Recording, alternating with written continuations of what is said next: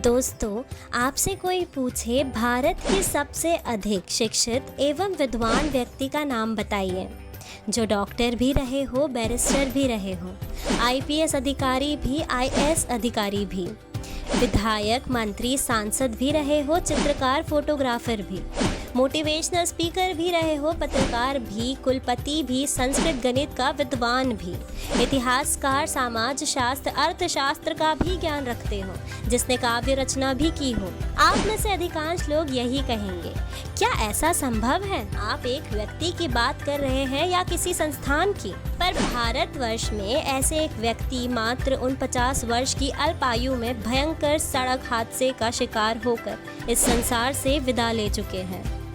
इस व्यक्ति का नाम है डॉक्टर श्रीकांत जिचकर।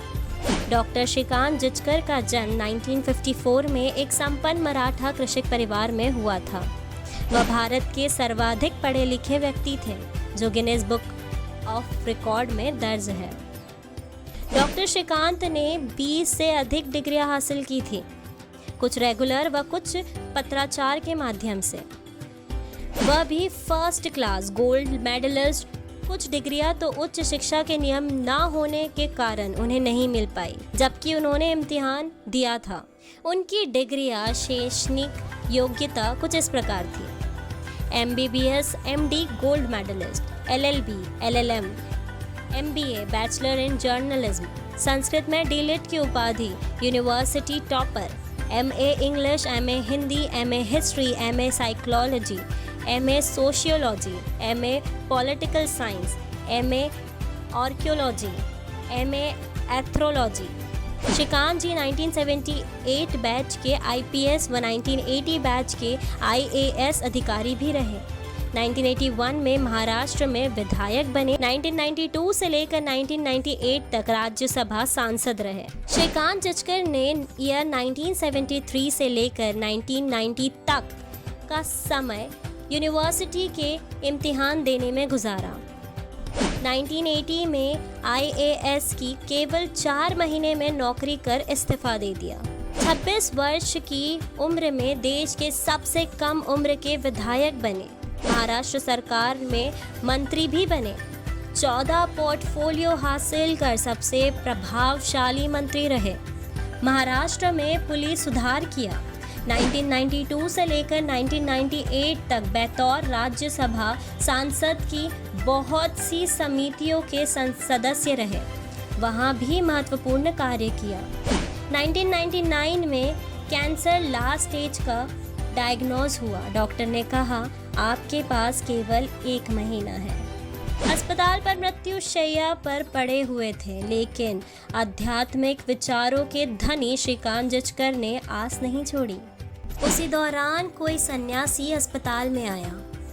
उसने उन्हें ढांढस बंधाया, संस्कृत भाषा शास्त्रों का अध्ययन करने के लिए प्रेरित किया। कहा, तुम अभी नहीं मर सकते, अभी तुम्हें बहुत काम करना है।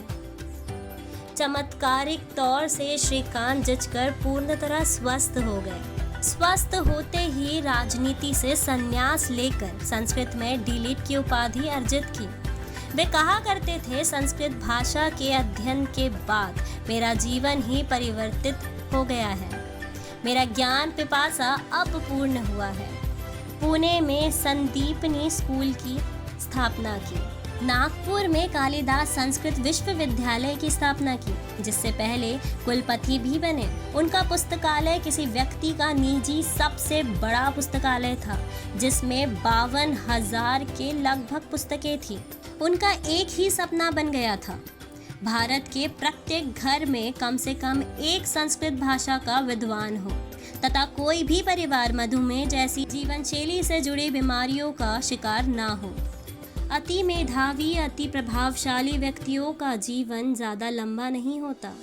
2 जून 2004 को नागपुर से 60 किलोमीटर दूर महाराष्ट्र में की भयंकर सड़क हादसे में श्रीकांत जिचकर का निधन हो गया। संस्कृत भाषा के प्रचार प्रसार व होलिस्टिक हेल्थ को लेकर उनका कार्य अधूरा ही रह गया। विभिन्न व्यक्तियों के जन्म दिवस को उत्सव के तरह मनाने वाले हमारे देश में ऐसे गुणी व्यक्ति को कोई जानता भी नहीं है। जिसके जीवन से कितने ही युवाओं को प्रेरणा मिल सकती है।